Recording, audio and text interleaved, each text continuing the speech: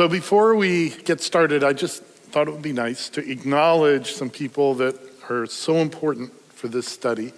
First of all, I want to acknowledge Pastor Glenn and Pastor Andrew. They have had this desire and passion to see us as a church, but not just for our church, but for anyone that wants to tune in or attend an in-depth Bible study, which is, it's difficult to maintain and to assign hours for that, but they have just had a passion to offer this. So I want to just, are you thankful for Pastor Glenn and Pastor Andrew?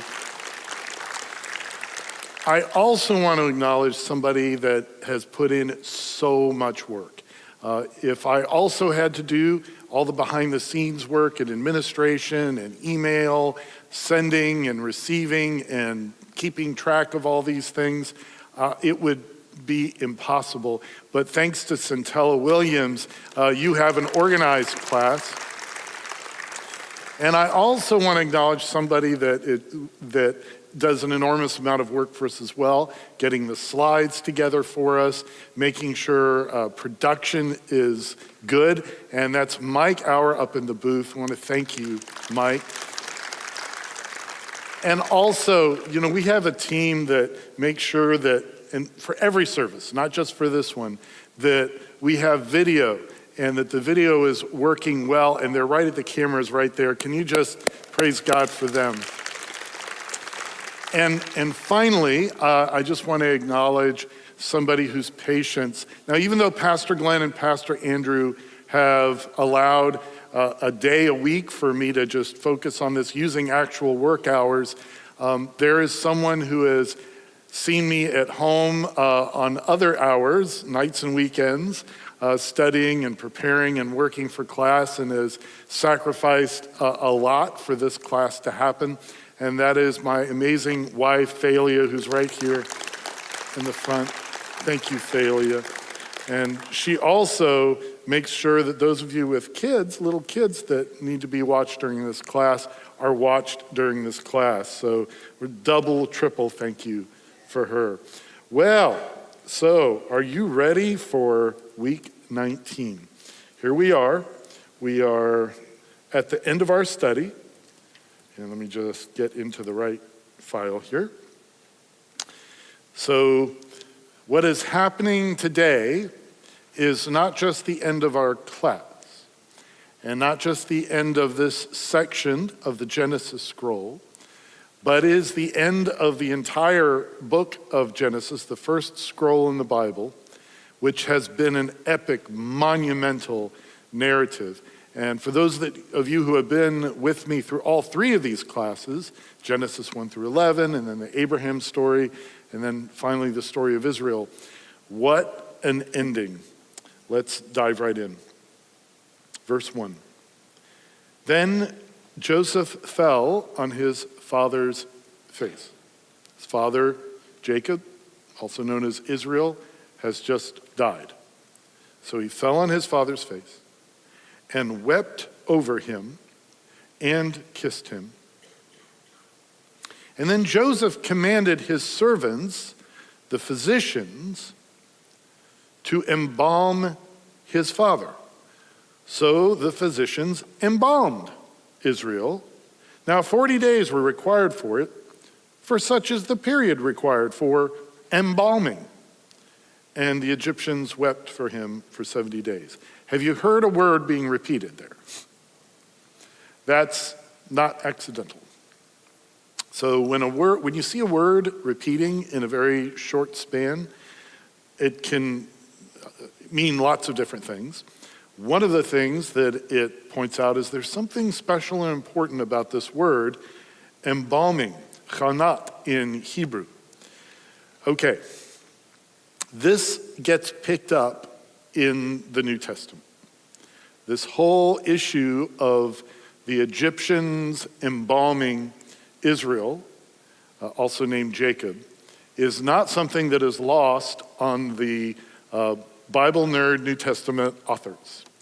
And in fact, John is one of the authors that picks up on this. And in John 19, he makes a special point of Jesus after his crucifixion being embalmed, if you will. The word in Greek is entaphiaso, and that's actually there's a Greek translation of the Old Testament that is very ancient, a couple hundred years older than Jesus, before Jesus came, rather, as a human. Jesus is, timeless. He was never made. He was always existed. But 200 years before the time of Jesus, called the Septuagint. And this is the word in Greek that is used for this Hebrew word. And John uses this as well in chapter 19. When a man named Joseph of Arimathea, along with Nicodemus, brings the spices for Jesus's embalmment. Now, it's a different type of embalmment than the Egyptians used, but he uses that word. This is a connective point. So why would the New Testament authors, and it's not just John, but John in particular, bring up the name of the man who provided this tomb and brought these embalming spices? Because it happened to be Joseph, and I think John saw a connection here. So it's really cool. It's just so cool. Now, Joseph is mourning for Israel. He falls on his father's face, he weeps over him, he kisses him. This is an ancient Semitic way of mourning somebody, and this is something that Joseph has also done in other emotional moments. And what he does is he commands that also Israel be mourned in the Egyptian fashion, which is embalming. I think that it's supposed to be a question in the mind of the reader is, wait a second, is this good that he's getting embalmed in the Egyptian fashion? Because they're, idolatrous pagans. Should he be embalmed in this way? Is it a bad thing or a good thing? And I think we're going to get some resolution to that by the end of the chapter. But this is a red flag in the mind of the faithful Torah reader. 40 days are required for the embalming. Why would the Moses team care to tell us that little detail? Because 40 is a very significant number in the Bible.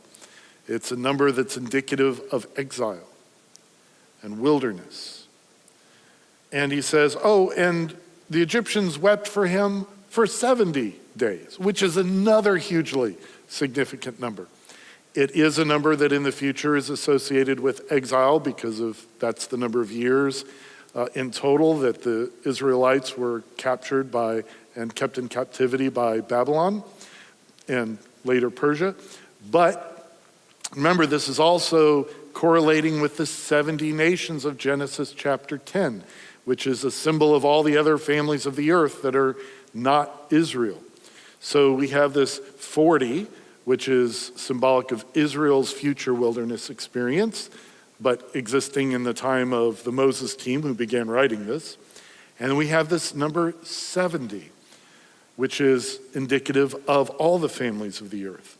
So in one sense, we're getting introduced to the concept of Israel dying and both Israelites and Gentiles coming together.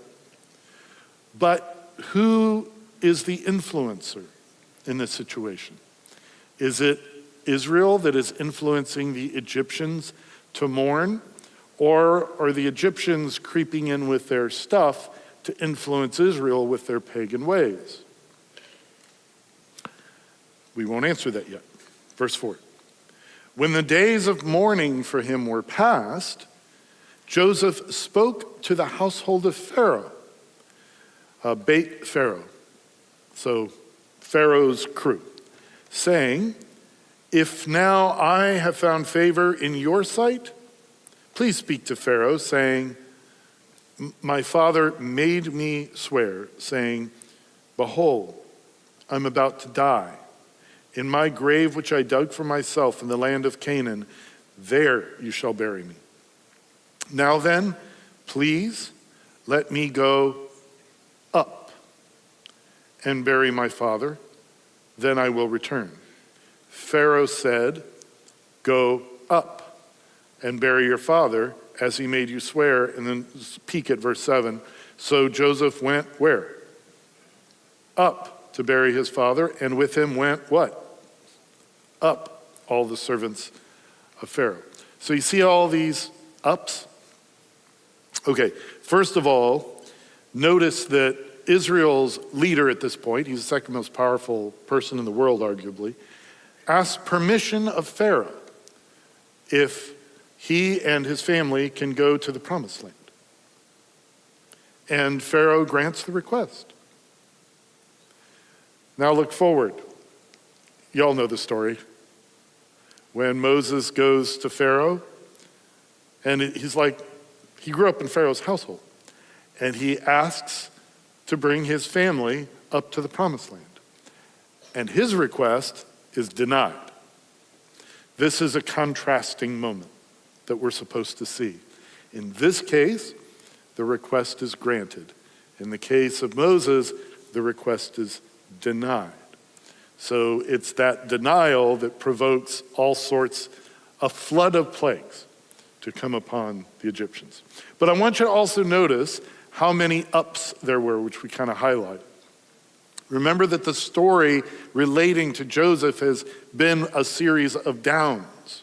He goes down into the pit that his brothers throw him into. He goes down into slavery and is sold to Potiphar's house. And then he goes down into this dungeon, down, down, down. And then we see a series of ascents happen in his life. But I want you to notice how up is related to returning to the land of promise. This is the purpose that Yahweh has called Abraham to. Part of the purpose was the land. Part of it was blessing to be on the children of Abraham and his descendants. And part of it was what? For the descendants of Abraham to be a blessing to all the families of the earth. So this going up to the promised land, it's not just separated, that's only that one category. It's supposed to remind the reader of all the blessings that were promised and promised to Abraham, which includes land, fruitfulness of descendants and blessing to them, and also that he would be a conduit of blessing to all the nations. So verse 7 again, Joseph went up to bury his father. With him went up all the servants of Pharaoh, the elders of his household, and all the elders of the land of Egypt, and all the household of Joseph, and his brothers, and his father's household. They left only their little ones and their flocks and their herds in the land of Goshen. And remember, looks almost exactly the same as the Hebrew word for gun, only one Hebrew letter different. So they're leaving Egypt garden and they're going up to this place. Chariots with teams of horses also went up with him, and it was a very great company. So can you picture this? You've got Pharaoh's household, you've got Egyptian leaders and elders, you've got all the 70 Israelites plus an additional amount that have been added to them since they came to Egypt. And you've got these chariots, and this is a massive procession that is a mixture of Israelites and Egyptians. So when they came to the threshing floor of Atad, you know what his name means? Atad means thorn or thorn bush. I don't think that's accidental. It might even be a nickname. But again, why are they bringing up the name of the guy whose threshing floor they came to? I think because it's significant. So the threshing floor which is also a significant word, we'll get there, of Atad, thorn bush. Oh, that's beyond the Jordan. And they mourned there with a very great and sorrowful lamentation. How many days did the mourn? 7 days. What's 7 significant of? I know we say completion, perfection, but in the sense of creation. 7 is a creation number. This is the number that the Moses team shows Yahweh using as a number of days to create the first cosmic temple, which is the earth. That's a temple dedication period of 7 days. So the heavens and the earth were intended to be a great, massive temple and a pair of humans as its priests. So here is something related to this mourning, something related to this burial with Egyptians and Israelites that is suggestive of the act of creation. Whatever could that be? Let's keep reading. So when the inhabitants of the land, the Canaanites, because they're Canaanites living there, saw the mourning at the threshing floor of Atad, they said, "This is a grievous mourning for the Egyptians." Therefore, it was named Abel Mitzrayim, which means grief of Egypt. Mitzrayim is the Hebrew word for Egypt. I know you see Abel there and you think of Abel like Cain and Abel. It's actually a completely different word. Abel and Cain and Abel is Hevel, which means vapor or nothingness.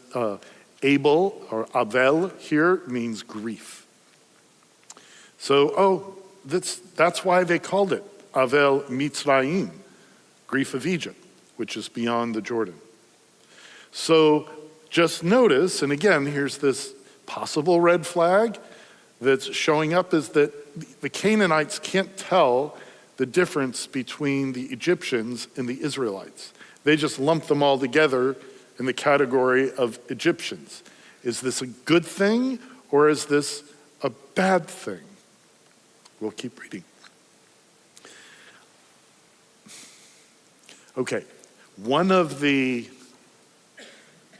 recurring things that we've already seen in the stories starting with Abraham is family unity occurring at, in particular, this burial site, but at funerals, which is something that most of us have probably experienced, where we see a family come together that's been separated for a long time at the funeral of somebody. When did we first see this starting with the Abraham story? We saw this with Ishmael and Isaac, Ishmael and Isaac. They were, departed from each other, but they came together at the burial. I think actually the first time was of Sarah, but certainly of Abraham. Maybe it was Abraham. Do you remember another time where brothers came together at a funeral? It's Jacob and Esau. So what brothers are being represented here? These are the descendants of Shem and the descendants of Ham, Noah's sons. These two sons, if you recall, were separated because of this sketchy thing that happened in the tent. Rabbit hole, won't get into it right now. But this separated them. And the descendants of Ham are under this kind of a curse. Actually, it was on Ham's son.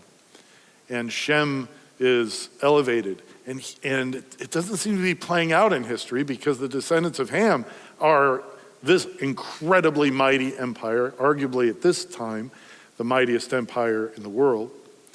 The descendants of Shem that are represented by Abraham's lineage, certainly with Jacob's lineage, they're a ragtag group of shepherds who are immigrants in the land of Ham's descendants.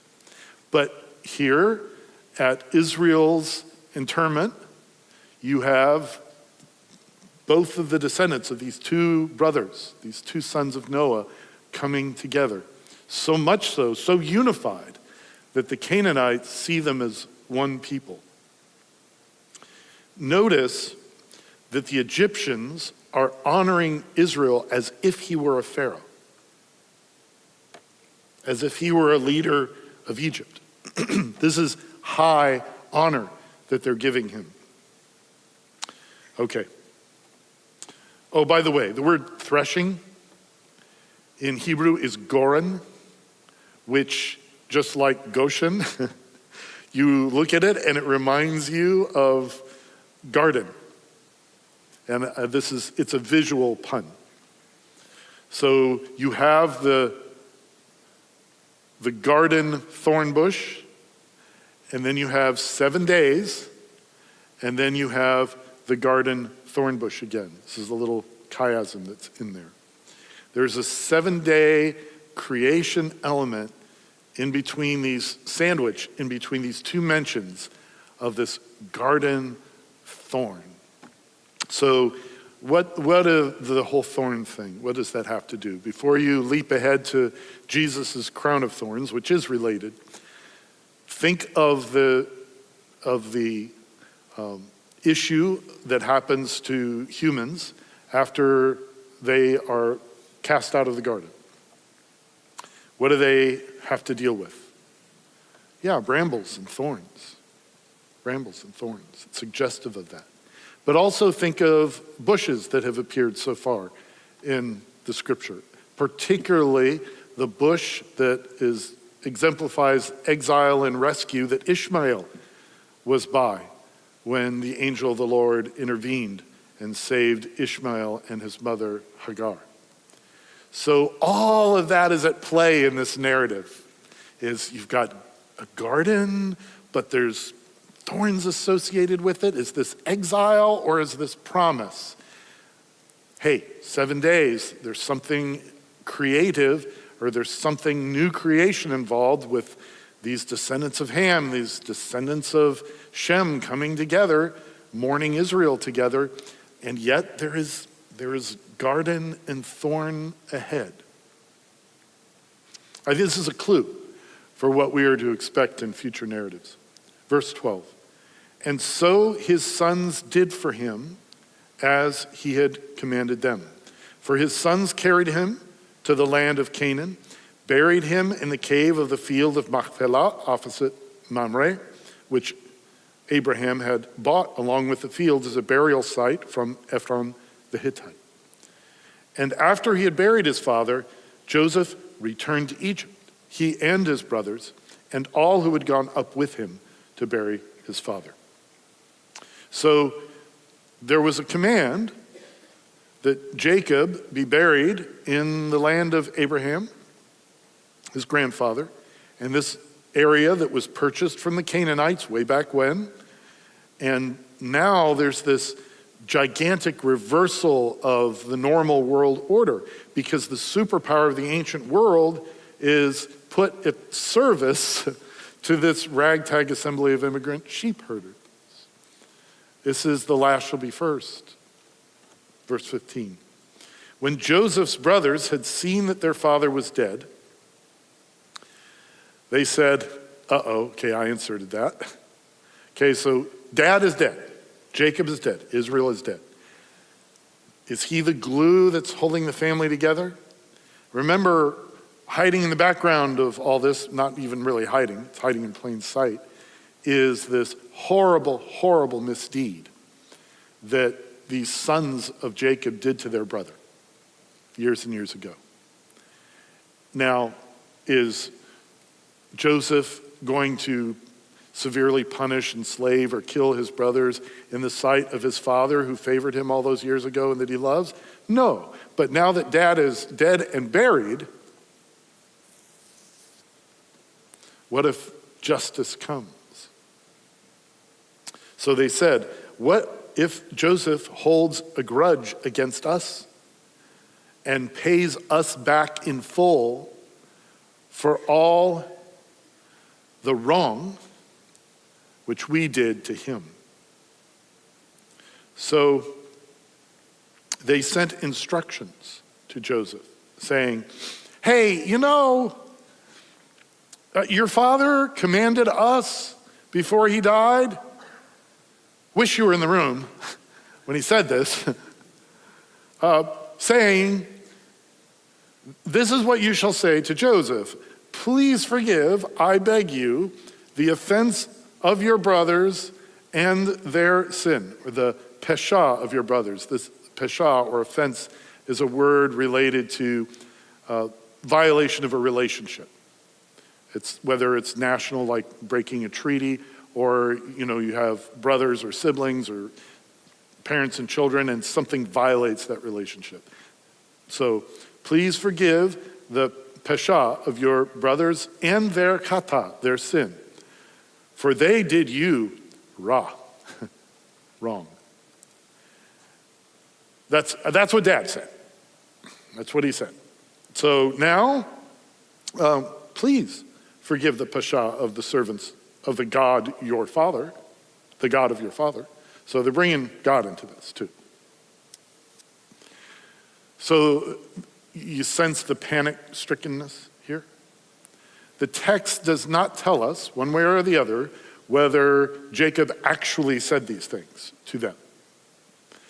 One wonders, we already have a little suspicion of these sorts of things. Remember when Jacob was telling his wives that they had to leave Laban's land and go back to Canaan, and he starts saying, Yahweh said this, Yahweh said that, and you're like, where? I don't see where Yahweh's, is he making that up?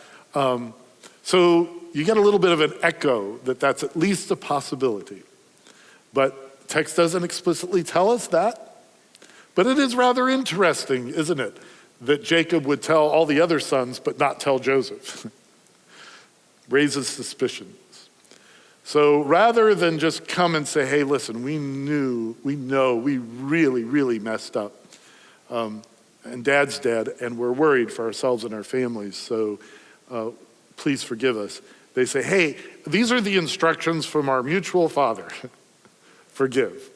And because he said that, we're also asking forgive. And I think Joseph has picked up on the panic and possibly their inventive command. And so what does he do? He weeps. He weeps. He's not angry. He's devastated with compassion for their panic over their well-being. So there is this, we've talked about this a few times, there's an ancient law of just recompense, which means that if you do something wrong, you do a pesha against somebody else, that somebody else, at the very least, has to pesha in the same way to you. And actually, in the ancient world, it was, times 10. That's just kingdoms of this world thinking. So the brothers, now that their safety net is gone, which is their father, they're thinking this law of retribution is, surely it will come into effect. But that's not Joseph's heart.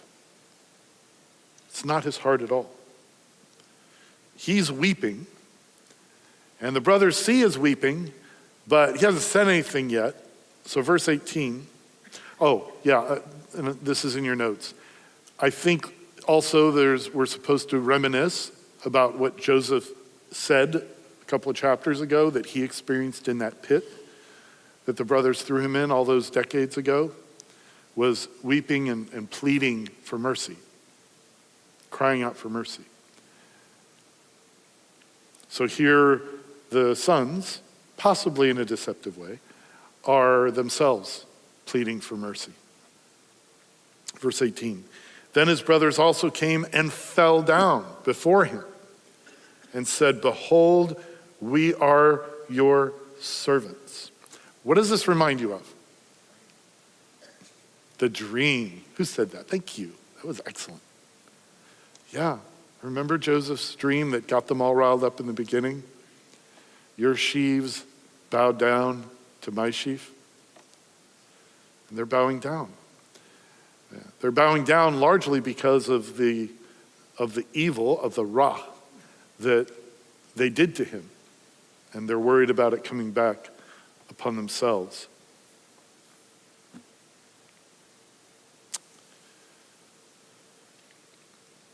But Joseph said to them, don't be afraid. Am I in Elohim's place? Verse 20 might be one of the best Old Testament summations of the gospel. As for y'all, you meant Ra against me. But Elohim meant it for Tov, in order to bring about this present result, to keep many people alive.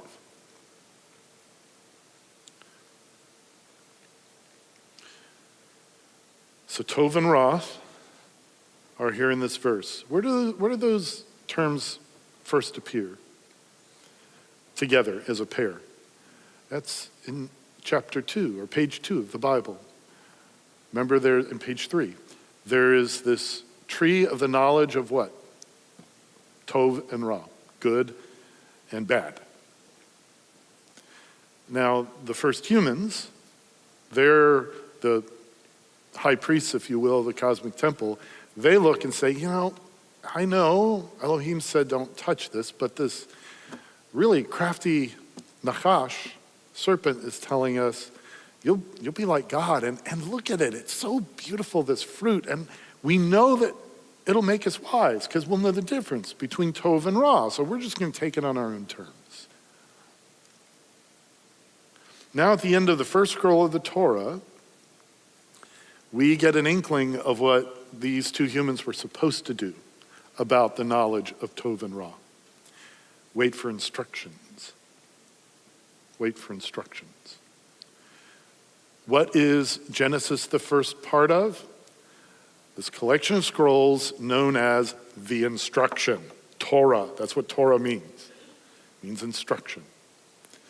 The Torah, among other things, is a gradual laying out for those who will take the time to grow in it of becoming knowledgeable in the difference between Tov and Ra. And how did God bring this about?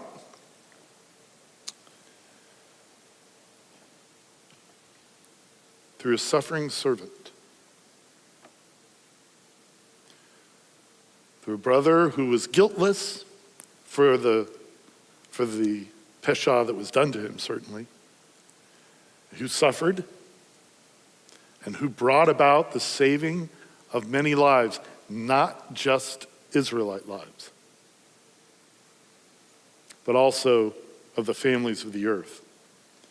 He says, so therefore, don't be afraid. I will provide for you and your little ones. So he nachamed them and spoke kindly to them. So this nacham word, where we see that first appear, is in Noah. Noah was so named because he would bring nacham to the people of the earth. And he went through suffering, for sure. He went through the chaos waters to bring this reconciliation between the human family as part of God's rescue plan and Elohim, Yahweh himself, through sacrifice. So here is Joseph standing in that role, nachaming the brothers who did great evil to him.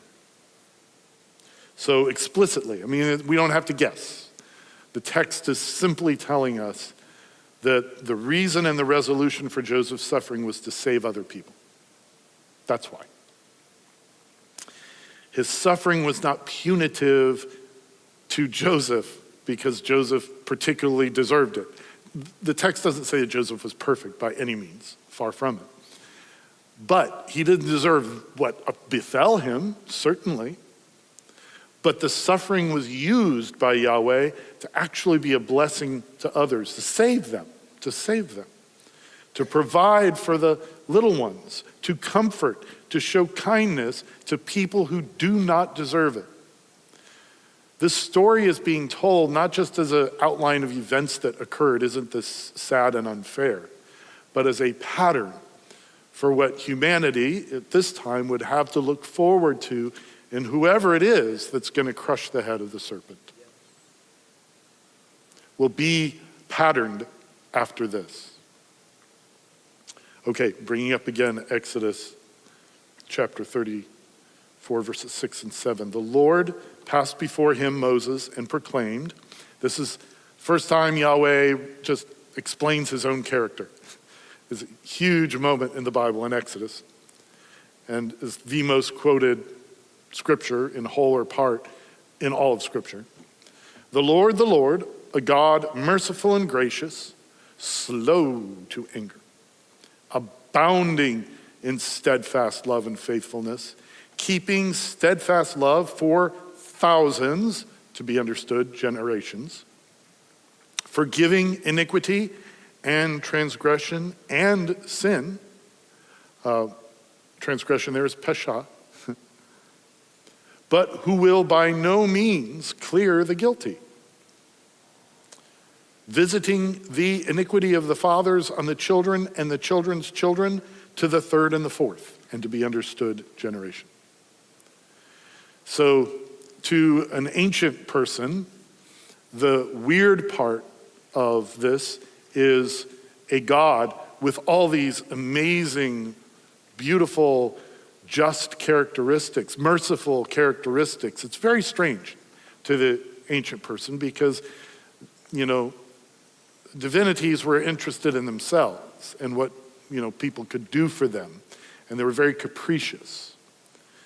One thing that they would also expect is that if a God decides that they're just going to let something go, it just goes, and there's no rhyme or reason to it. And what God is saying is, no, there will be justice. There will be. Even though I'm showing mercy to thousands of generations, there'll be justice to the third and fourth generation.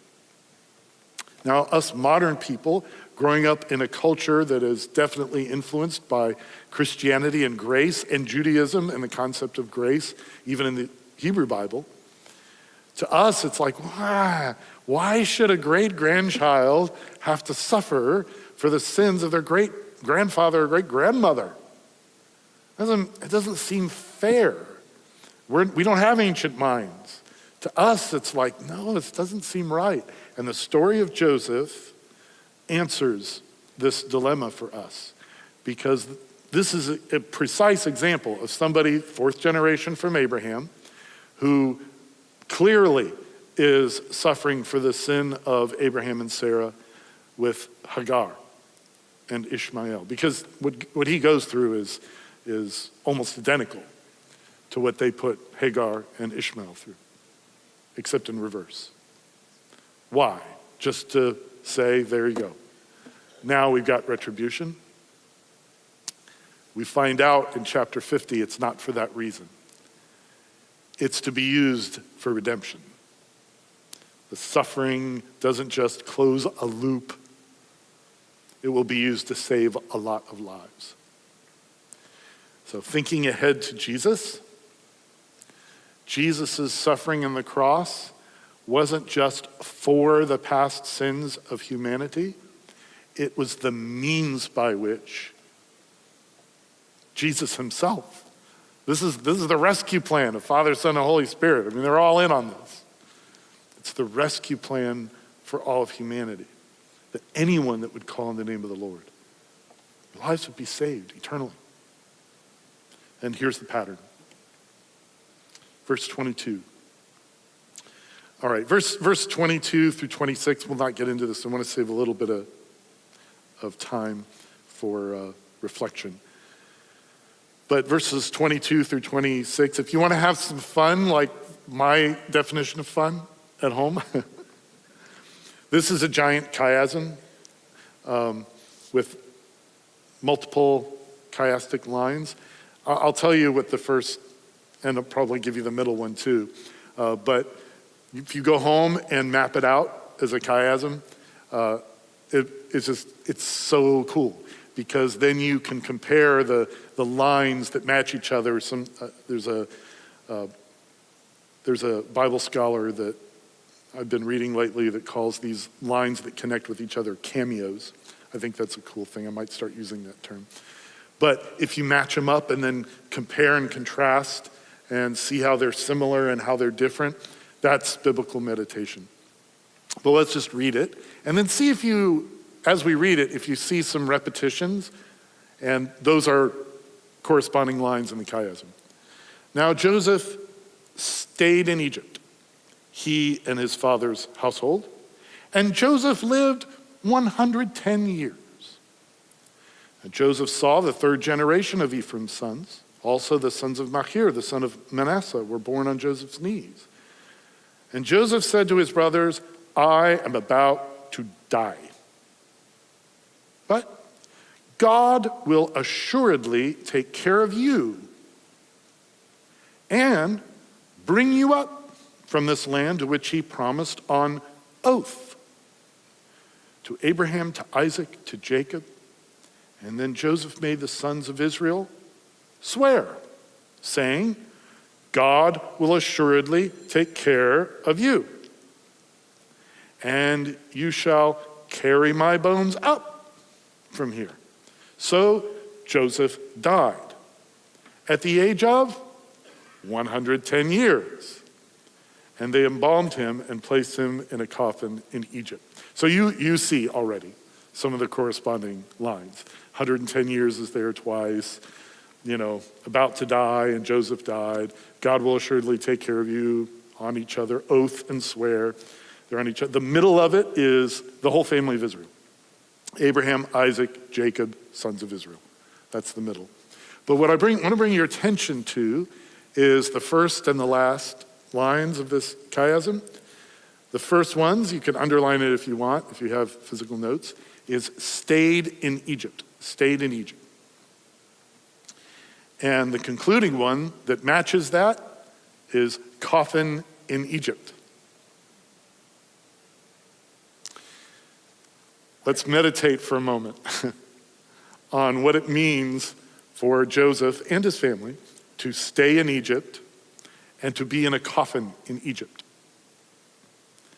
What was dwelling in the land of Goshen to the biblical authors? Dude, it's a coffin. It's a garden. It's a great place to get away from famine. But watch out. This place is a coffin. So, not just Joseph, but I think we're expected to see Israel itself, meaning the children of Israel, in a coffin in Egypt, and they're in exile. And what they need is to go home. What they need is resurrection. So, okay. Oh, he asked them to take his bones back someday. You see that? Carry my bones up. What's he saying? Is even though these are bones that are, clearly dry bones by that time, I'd like you to bring them back to the calling that God gave Abraham. Not just to the physical place, that too, but there's a calling that we can't just let it go. Can you think of another place in the Bible where the bones of Israelites are in some sort of valley in a land of exile? Yeah, Ezekiel 37, the valley of dry bones. Can these bones live? God was bringing Israel back home then as well.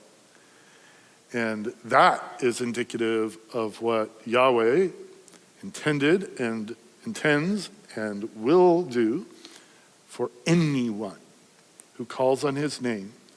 Is the spiritually dead, the zombies, is we get a chance at new life, and it's being offered as a gift because the suffering servant gave his life for us to have life. Genesis, what a book, what a book. Okay, we have a few minutes, and then we might have questions. Do we have? Yep, we have a few questions. Any reflections?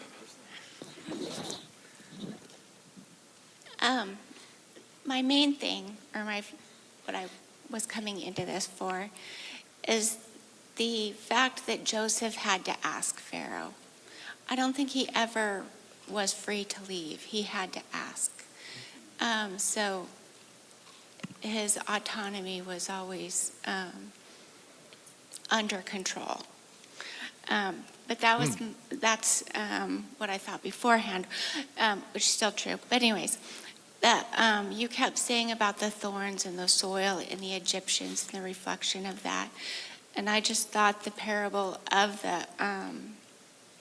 the soil was exactly why they should not have been there, is that Jesus talks about the thorns being the cares of this world and the deceitfulness of riches, and that was his contemplation on this.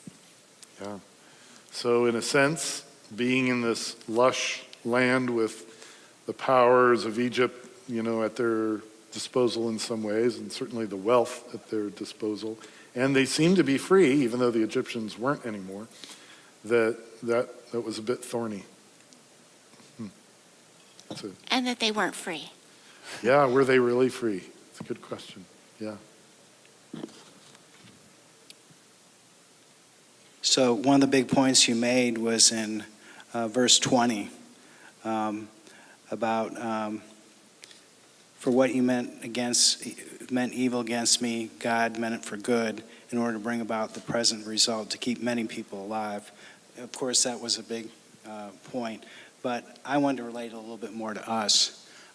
Sometimes what other people mean for evil or things that are bad, God turns into good.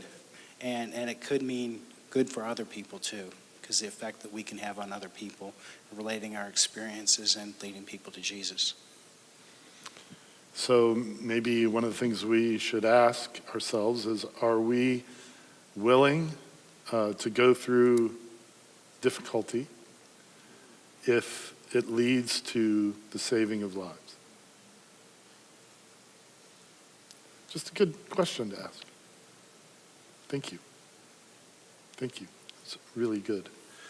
Okay, so I'm sure we have some softball questions. Nice, easy questions. Do you think the 40 correlates to the 40 days that Jesus was in the wilderness being tempted by Satan? So the 40 days of mourning, does that correlate to the 40 days of Jesus being in the wilderness and being tempted in the wilderness? Gold star. I think that for sure. There is a theme of this number 40, which relates to trial and wilderness and exile, that this is not actually the first time it shows up. The first time it shows up is in the flood story, because that's the period of active reigning. It's not the total period that Noah's on the ark, but it's the period of active reign. And so, yeah, this becomes a symbol of exile. And what's another famous 40 is, well, Noah, yep, that's right. And yeah, the Israelites, 40 years in the wilderness.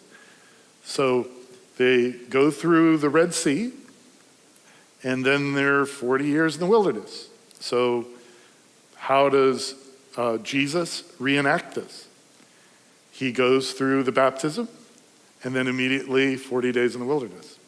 So he is reliving the story of Israel, except in a redemptive way and without sin. It's pretty cool, isn't it? Love that question. Thank you.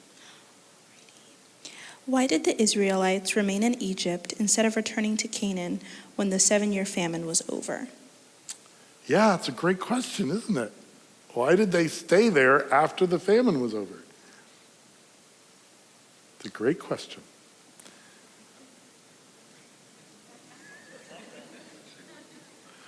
So, So I would put it this way. Sometimes the Lord provides like a temporary place of safety. We know that it's not our ultimate calling, but it becomes like a safe place to prosper for a while. And do we ever get tempted to overstay and just let the calling kind of someday? And does that work out to our good usually? There's usually problems associated with that, right? So I don't personalize everything because I know we do that in the church all the time, and I like to give original context, but I couldn't help it there. I think it's such a good question. And last question, can you further explain the origin of the word Jew? Was it slang, maybe a translation, or a derivative of the word Judah? Oh, yes. Okay. So the derivation of the term Jew. In most of the Hebrew Bible, certainly in Genesis, you notice that the term Jew is not used at all. And that's because, the term that begins to be used is Israelim, which is Israelites, because they're the descendants of Israel, who was also named Jacob. Jacob had all these sons and adopted 2 more. So the tribes are known by their names. So there's a tribe of Judah, but that's just one of the tribes. There's all these other tribes. In the working out of the history of these tribes, they eventually decide that they want a king. Works out great. Oh, so wonderful. They don't want judges anymore. They want a king, and they get one. It's a mess. Then God anoints another one who's the least, and that's less of a mess, but he's a mess in much of the time. He has a son, Solomon, who's very wise, but he's also a mess. And in Solomon's son's reign, the kingdom splits. Now the tribes are no longer united, but they're divided into 2 camps. The northern camp, which is known as Israel, confusingly, also sometimes called Ephraim, with its capital at Samaria. And then the southern 2 tribes, Judah and Benjamin, which is simply known as Judah, which continues the line of King David with the capital at Jerusalem. The northern kingdom, and those, call it 10 tribes, are wiped out by Assyria, gone. And so for 100 and some odd years, we have just Judah.